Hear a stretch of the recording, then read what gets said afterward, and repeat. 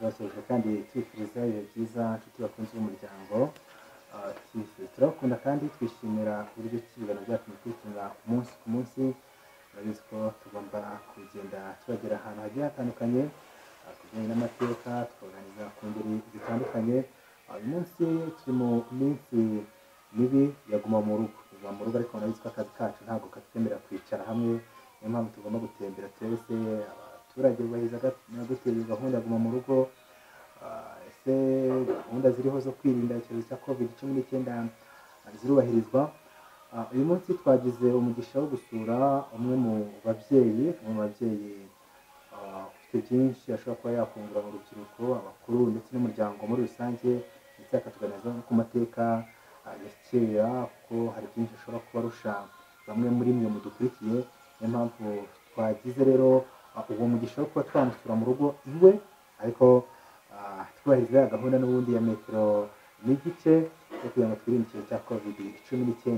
Nitwa Venuste Habineza, reka tuganire hanyuma tujye byinshi atwungura ku bijyanye n'amateka ya kera mu ngeri zigiye zitandukanye. Hanyuma reka dutangire atwibwira, hanyuma tubwire n'aho atuye. Muraho neza? Muraho neza. Hanyuma mwitwa iki? Jewe ndi umusaza witwa Masabo Laurine. Hanyuma tubasanze mu rugo, ahantu mutuye se hitwa iki? Aha ngaha dutuye ni mu murenge wa Tumba, ni akagari bita Gitwa, mu mudugudu witwa Berwa. Hanyuma tugeze amahirwe yo kubasura muri bamwe mu bantu b'inararibonye bakuze, ndetse byinshi bashobora kuba batuganiza, ariko umuntu ashobora kwibaza ko se umusaza Laurine ari mu kigero cy'imyaka ingahe? Jewe ndi umusaza wavutse mu mwaka w'1946. Ubu ngubu numva ko ntangiye umwaka wanjye wa 74.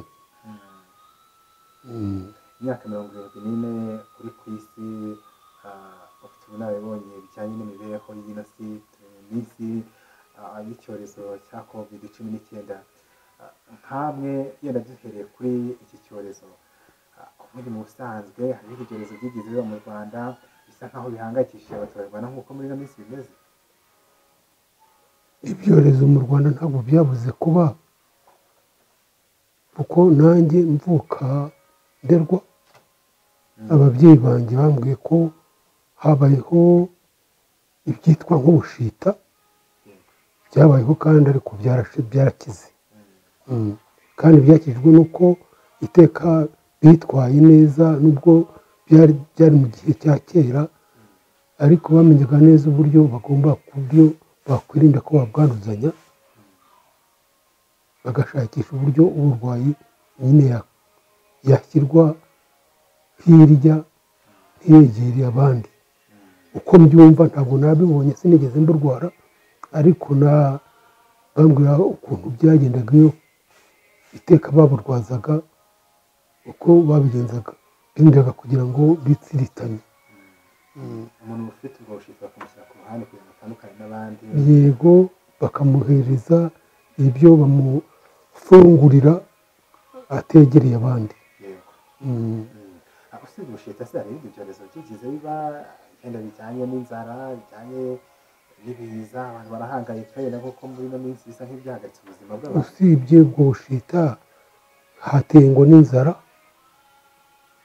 cyane cyane iyitwa Ruzagayura, bavuga ko ariyo navutse iriho icyo gihe. Ntabwo nayibonye, ariko ababyeyi n'ibyo byose bambyaye bari kuri mu gihe cy'iyo nzara.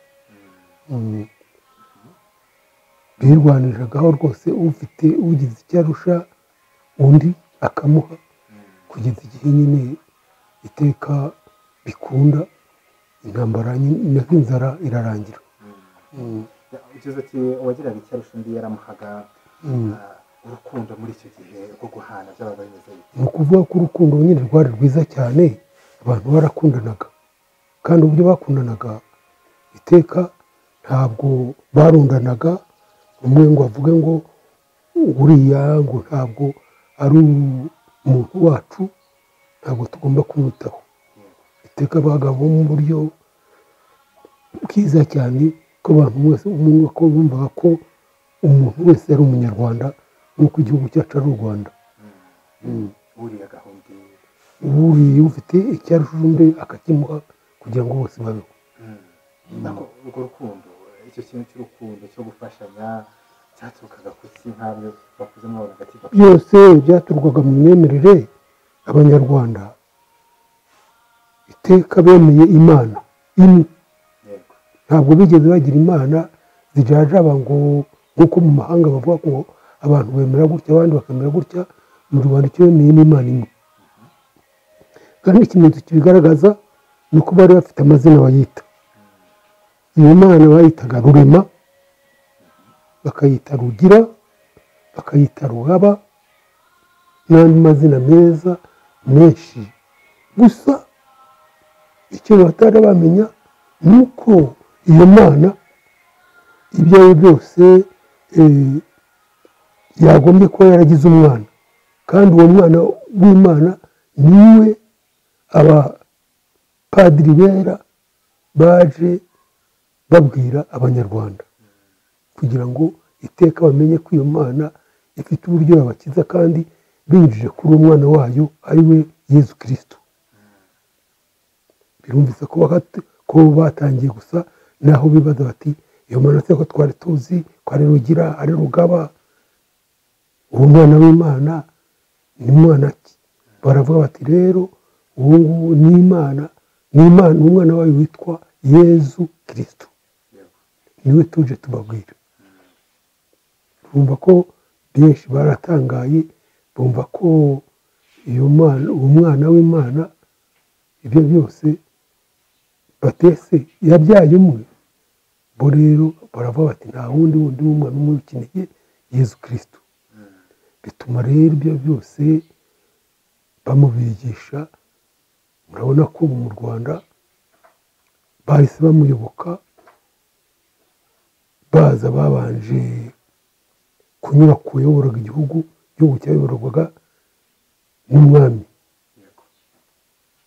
Ntabwo ubu ngubu turi mu gihe cya repubulika, ariko siko kera byari bimeze. Ni ukuvuga ko babanje kunyura ku mwami. Mu gihe bageze mu Rwanda, umwami yari umwami witwaga Musinga. Musinga iteka umwami yasimburwaga n'uwo yabyaye. Iteka abazungu rero bageze mu gihugu, Musinga iteka agashaka uburyo iteka yakwirukana abo banyamahanga bamuziye mu gihugu, kandi bakaza bavuga nyine iyo Mana maze kubabwira. Mu by'ukuri ashakisha uburyo yabirukana, ariko babibonye baravuga ati uyu mwami ntabwo mu by'ukuri tuzamushobora. Kandi iteka umwami asimburwa n'umwana we. Yari afite abana cyane cyane babiri, uwitwa Rwigemera n'uwitwa Rudahigwa. Bagashakisha uburyo rero mu by'ukuri Musinga bashakisha uburyo bamusimbuza umwe muri abo bahungu uko ari babiri. Ariko iteka umwami hari afite ibyo bita bita komite, mbese ishyiraho nk'umwami. Bari bafite abo bita abiru. Noneho rero umwami Musinga bashakisha uburyo bamwigiza hirya. Iteka yari afite uburyo agenda mu gihugu, iteka bamwerekeza ahagana muri Kongo. Agiye muri Kongo bagenda bamusuguma, nawe iteka kandi yarabibonaga, akagenda asa abahunga ko yavuga ko igihugu cyari ari icye, akagenda asa n'ugana muri Kongo nyine. kugeza igihe yambutse mbese urubibi rw'u Rwanda ajya muri Kongo nyine bwite. Noneho baravuga bati kugeza ubu ngubu turashaka kwa Muheza. Ibyo mu Kinyarwanda kera bavuga ngo umwami nyine yaciriwe ishyanga. Nubwo ashyiriwe ishyanga urumva ko igihugu ntabwo bashobora kukiyobora badafite umuntu bitwaje ushobora kubafasha. Batora umwe muri b'abahungu be bombi, uwitwa Mutara Rudahigwa, ariko iryo rya Mutara nyine yaryiswe nyuma amaze kuba umwami, ariko yitwaga Rudahigwa, mukuru we yitwa Rwigemera. Bashaka uburyo batora muri abo bombi uwaba umwami, bakoresha iby'amatora bo bari bazi neza iwabo aho babaye uburyo batora. Bo batoresha abantu iteka, ariko babanje kubabaza icyo bakunda. Ubundi abazungu iteka bakunda abantu bakunda iby'ubuhinzi n'ubutaka, ntabwo iby'amatungo y'inka bari banabyitayeho cyane. Rero urumva ko rero bakoresheje amatora, babaza bombi bakoresheje uburyo bwo kumenya icyo bakunda. Bakabaza Rudahigwa bati wowe ukunda iki? Rudahigwa akavuga ati ngiye nkunda mu by'ukuri ko abantu batungwa bashobora guhinga iteka bakamererwa neza, ariko Rwigemera avuga ko yikundiye abakunda inka amatungo. Mu byerekeye byo kugira ngo batoremo uwavuze ukuri, basanga uwavuze iby'ubutaka ari we ukwiye kugira ngo bamushyirireho umwami. Rwigemera rero ubwo ngubwo bamugikwa gutyo, ntiyashobora kuba umwami aba Rudahigwa. Rudahigwa rero abiru iteka bamwita iteka mu izina rya cyami bamwita Mutara. Ni ukuvuga ko yabaye Mutara wa gatatu. Hari harabaye abandi bami bitwa Mutara babiri, we ba Mutara wa gatatu Rudahigwa. Nuko Rudahigwa yahigitse Rwigemera. Nuko nguko nyine Rwigemera yabuze ibwami, ariko murumuna we Rudahigwa akaba umwami. Yego, nibyo tuganira ku bijyanye n'uburyo cyenda Rudahigwa yageze ku bwami, yimitswe ku bwami ahigitse yene umuvandimwe Rwigemera. Ariko tukaba tugarutse ku kintu kijyanye na ya mana Rubasha, Rugira, Rugaba. Noneho rero iyo mana bana banjye kandi bavandimwe, ni ukuvuga ko abanyarwanda iteka bemeraga imana imwe. Imana imwe nibo nungu ari n'amahirwe dufite. Ni ukuri iyo mana bemeraga bayitaga amazina nayo babwiye, Imana y'u Rwanda, ko ari Imana y'u Rwanda. Imana y'u Rwanda, abanyarwanda ubundi bemera imana imwe. Imana imwe rero uko bayemera, abanyarwanda bahise amazina, bayita Rugira, bayita Rugaba, bayita Rubasha n'andi mazina meza nk'ayo ngayo menshi. Yego rero abasaseredoti, abapadiri bera baje bavuga ko iyo mana ifite umwana, kandi uwo mwana ntabwo ari ubundi, ni umwana wayo bwite, ari we Yezu Kristo. Uwo Yezu Kristo rero iteka abamwemera iteka dusa naho twize tumwigishwa, hakabaho n'ubwo nyine tubatizwa izina rimwitirirwa. Nk'uko nguko nababwiye kugira nitwa Masabo Lawurenti. Iryo Lawurenti ntabwo ari iry'ababyeyi banjye banyise, naryiswe nk'uko naryihitiyemo, kuko nize nkuze numva Mutagatifu Lawurenti ibyo yakoze, numva ni yabaye umuntu w'intwari iteka utunganiye Imana, nanjye mpita ko naba nazamera nkawe, nitwa iryo zina kimwe n'andi mazina yandi namwe se mwitwa. Guhitamo Lawurenti biturutse ku bijyanye n'uwo mwana w'Imana ari we Yezu, byatumye bigabanya urukundo rw'abanyarwanda babagaho bemeraga Imana y'u Rwanda, Rugaba, Rugira. Mu by'ukuri ibyo ngibyo ntabwo byashobora kubura, hagiye habamo ubucogozwe bw'abo bapadiri. Ariko ingoma y'Imana yakomeje kwamamara, kuko uwo mwami Musinga yarabyemeye, ariko akabyemera atabyemeye. bituma nyine ibyo byose abuze abazungu bari baje bafite imbaraga, arabemerera ababwira ahantu bagomba kujya. Yari azi neza ko ari abantu b'abanyamahane, arahabashyira kugira ngo bazabarwanyirize abo bantu, ariko ahabashyize ahubwo kugira ngo bamererwe nabi barushaho kubemeza, babashyize ahitwa Isave. Isave rero ba bantu iteka mu muco wa kinyarwanda tubwira ko abantu b'Isave iteka bari abantu iteka bagira urugomo, ariko bahabashyize n'ibyo abanyesave bazabadushoborera bo bakajya batya bati tuzirinde kugira ikintu tubaha cyabatunga. Bagiye kubona iteka babwirana bati ntazagira umuntu ubaha umuriro, bagira ngo babime umuriro, bakajya batya bakabona umwotsi, abaturage bakabona umwotsi uracumye, bakibaza umuntu wabahaye umuriro. Ariko banetse baza kubona babona bikoze mu mifuka, bakabona barashize akantu k'ikibiriti, babona baracanye. Ariko abana burya ni abantu bakunda gushotorana, nubwo babuzaga abantu bakuru kwegera, ariko abana bakundaga kwegera, bakabegera, noneho bagasa naho nabo babaha kuri utwo tuntu, ariko bareba ukuntu babigira.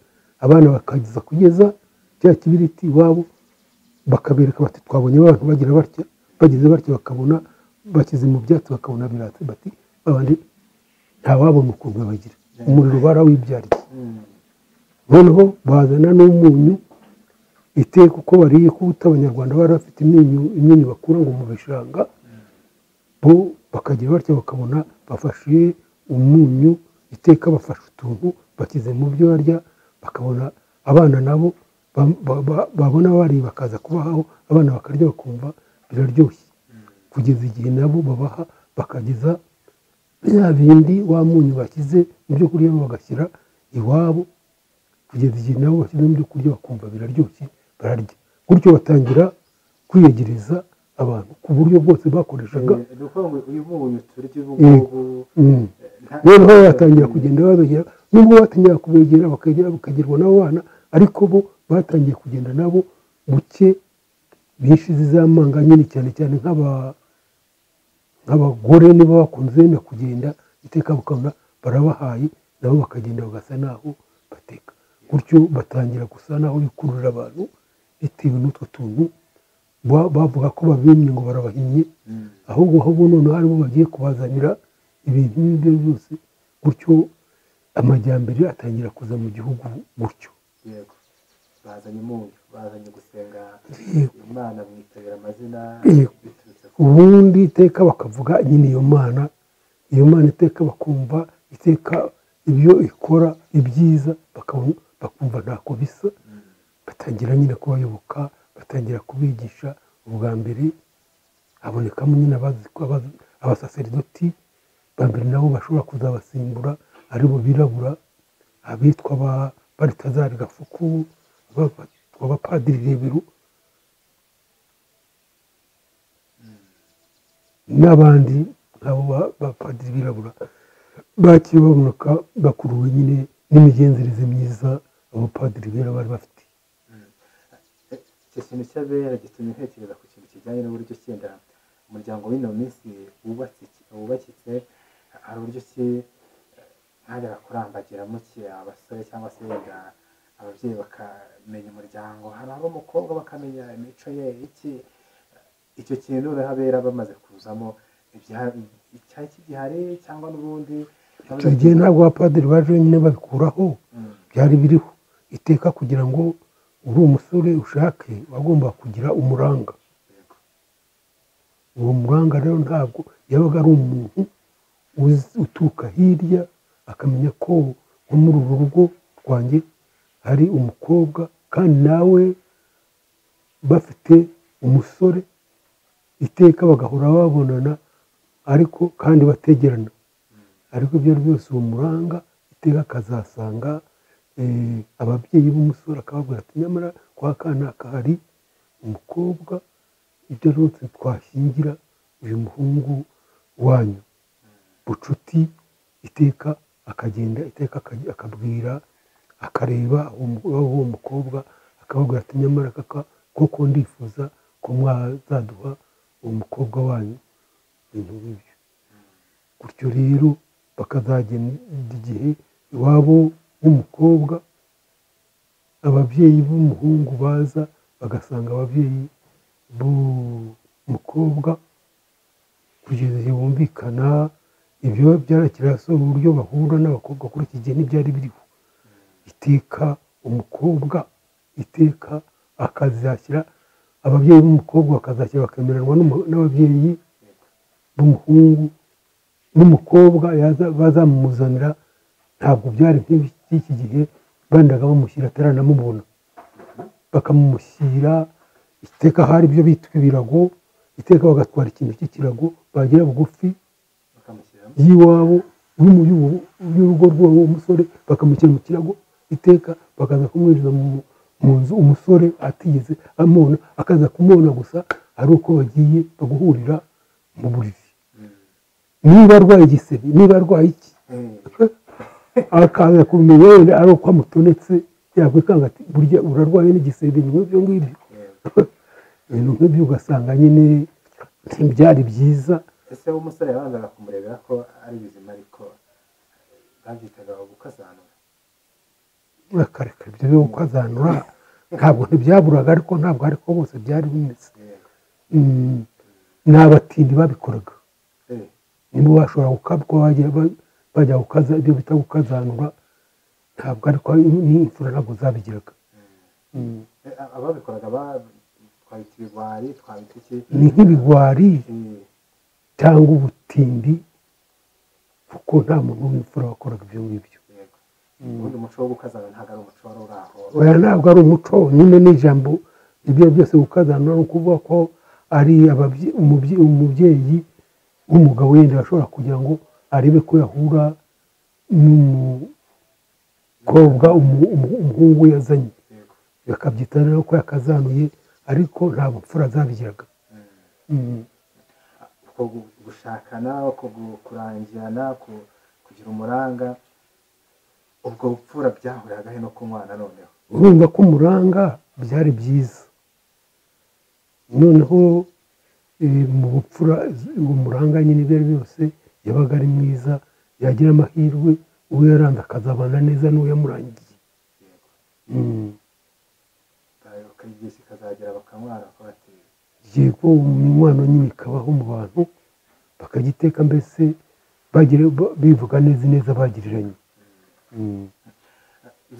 birazamutse birakuze urwo rukundo aho kugira ngo ahubwo rukomeze rusagambe rugiye rusubira inyuma ibyo bintu byo gusubira inyuma ubundi nkamwe mubona byaratewe n'iki ndikunda mu nyangire byatewe n'iki urebye rero ni ibintu by'amajyambere iteka abo ngabo ntabwo twavuga ko igihugu cyacu bagishubije inyuma iteka ibyo tugezeho nibo babizanye ariko nubwo bazanye ibyiza ariko harimo n'ibibi byinshi imigenzereze yabo iteka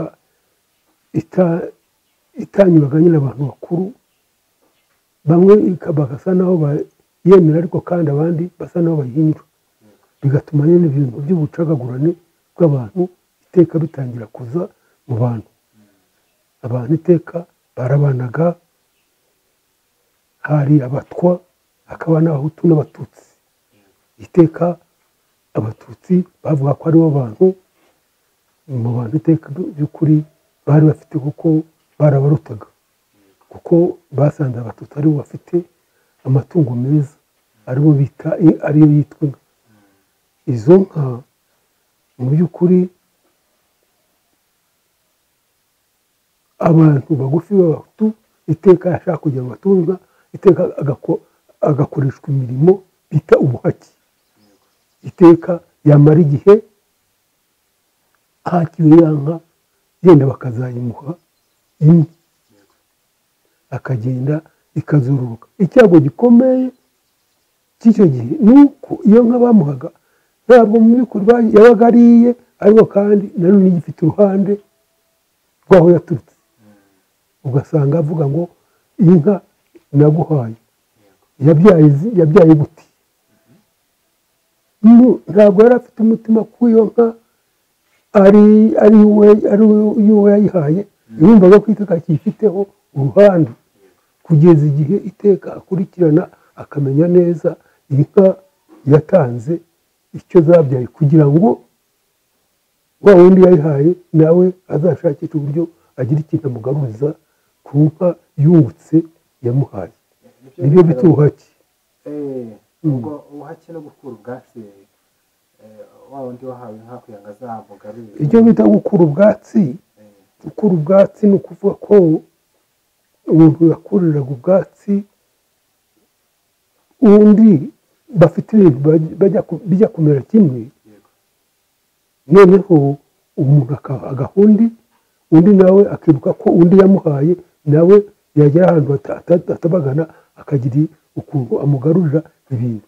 ibyo bita no gukura ubwatsi yazahaye. nuko kugeza gutya reka ngaruke ku kintu cy'umuco, ariko ku bijyanye n'ubukwe. ubukwe nyine minsi turi kubona ubukwe bw'umunsi umwe, mwateguraga ubukwe igihe kingana iki? byari igihe kirekire. ni ukuvuga ko habaga ibyo bita gusaba, hakazaba n'ibyo bita gutebutsa. nyuma yo gutebutsa hakaba ibyo bita kuzanyura, ibyo bita guca mu bategetsi, aribyo bita urukiko. ukazageza n'igihe iteka mugeze igihe mukabana.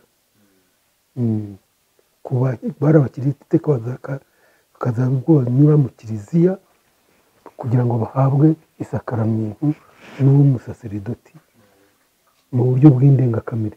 uburyo bwa kamere babubagamo, ariko mu buryo bw'indengakamere bagasanga umusaseridoti kugira ngo Imana ibijyemo ibaheremo umugisha. mwatashye ubukwe bwa kera bwakorwagamo iyo mihango yose, yenda n'ubu mushobora kuba mutaha ubw'ubu ngubu, ihuriro ni irihe? abona bitandukaniye kuri ubu ngubu? mu by'ukuri biriya bintu by'ubu ngubu kuri iki gihe ni ibintu bisa naho by'ubuhubutsi. nawe kugira ngo iteka usabe uyu munsi ushyingirwe uyu munsi, ubwo se byose rero biterwa n'icyitwa amafaranga. amafaranga ni meza, kandi n'amafaranga ntabwo ari n'ameza rwose, kuko hari igihe wibeshya amafaranga ukavuga ngo urakoye, urasabye, urakoye, ugaka umuntu amafaranga menshi abyaye inka nyinshi, ariko kandi ari nta kavuro. ugasanga uzanye, hariho sinzi mwebwe muracyari bato mujya mubibona, hariho n'abashobora kuba basabirana ku matelefoni gusa, akamureba bakavuganira muri telefoni amushimye ubwiza, bagashimana kugeza igihe ababyeyi nyine bazabimenya, abantu bagahura batigeze bagira ukuntu bagira kontakiti y'imihurire y'abantu babana, bakaganira n'abandi babareba, bakaganira nyine muri iyo telefone gusa. nta bwiza rero burimo. ibyiza byari ibya kera n'iby'umunsi bigaye, ariko bakwiye gusa naho babicubya ntibibere uwo munsi umwe. baravuga bati ni ubucuruzi. kera wakwaga inka, umukobwa akitwa mukobwa jana, mutumwa inka, ariko ubu ngubu baratanga inka zidahari, ahubwo ugasanga none se nk'ubu ngubu urumva koko ubu ngubu bazajya bitira ngo ni mukobwa miliyoni, ni mukobwa miliyoni izi n'izi. inka yari ingirakamaro, kuko urumva ko iyo nka iteka uwayitangaga mu kinyarwanda habagamo ibyo bita gukwa, hakaba n'indongoranyo. ukaba waratanze inka, ariko kandi uwo wayihaye nawe akazagira uburyo yibaza, akazasubira kugira indi nka akuzanira yitwa indongoranyo.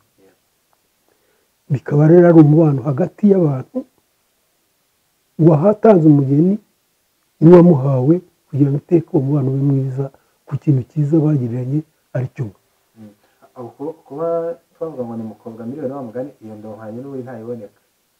hari indongoranyo yose ikibaho, ntabwo nari nayibona muri ibyo ngibyo. ni ukuri gusa indongoranyo isa naho ikubirwa mu bintu wa muhungu niyo yatanze ku mukobwa, ukabona iteka umukobwa asubiye kujyana ibintu nanone bijya gusa naho birangizamo amafaranga umuhungu yatanze, cyangwa se binarenze. nibyo twakwitamo bya bindi byo kokwa no kurunguranya bigahera iteka muri iyo minsi mikuru n'ibintu by'ibikorwa byiza bagiriranye by'amayoga n'ibindi n'imyambaro n'ibindi bajyana. ubukwe burabaye, ababanyi barabanye, umuryango urashinzwe.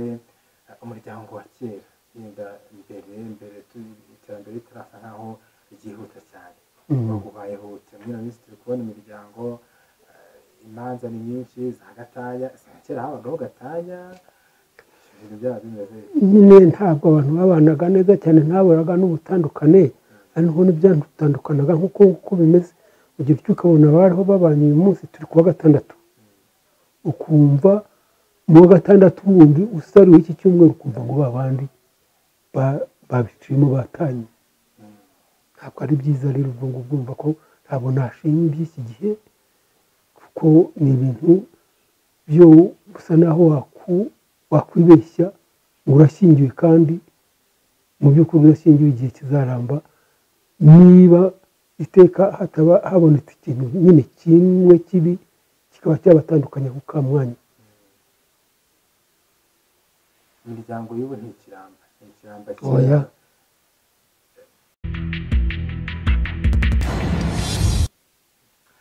Reka nshimire cyane umusaza Laurent ku kiganiro cyiza tugiranye. Nizera ko iyo wagikurikiye cyagushimishije kandi yakomeje kuryoherwa n'ibyo yatubwiye, cyane cyane ku mpanuro ndetse n'amateka.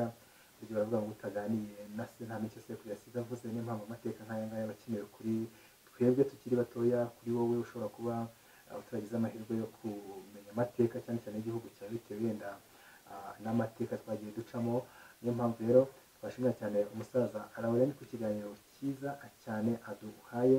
Dushyira mwese mugenda mukomeza gukurikira ibiganiro byacu umunsi ku munsi. Nitwa Venus Habineza, tubakunda.